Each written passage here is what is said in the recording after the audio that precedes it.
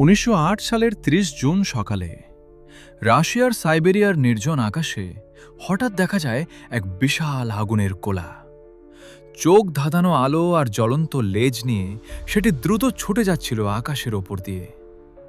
স্থানীয় মানুষরা পরে বলেছিল, সেই আলো এতটাই উজ্জ্বল ছিল যে মনে হচ্ছিল সূর্য যেন হঠাৎ আকাশে বিস্ফোরিত হয়েছে। এর কয়েক মুহূর্ত পরেই ঘটে এক ভয়ঙ্কর বিস্ফোরণ, যার শক্তি ছিল এত বেশি যে পুরো আকাশ কেঁপে ওঠে।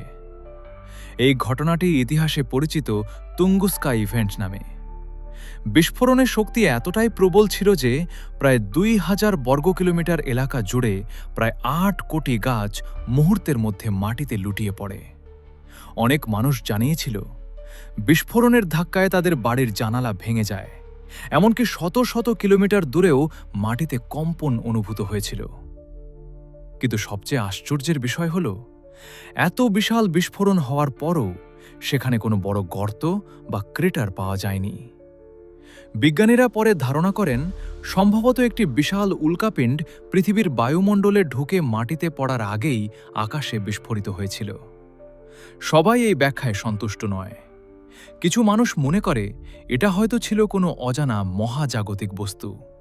আবার কেউ কেউ বিশ্বাস করে, হয়তো সেই দিন সাইবেরিয়ার আকাশে ঘটেছিল এমন কিছু যা আমরা এখনো পুরোপুরি বুঝতে পারিনি।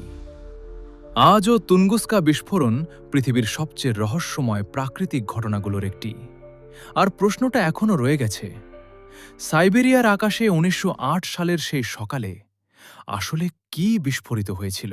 ভিডিওটি যদি ভালো লাগে তাহলে অবশ্যই একটা লাইক, কমেন্ট, ফলো দিবেন আশা করি।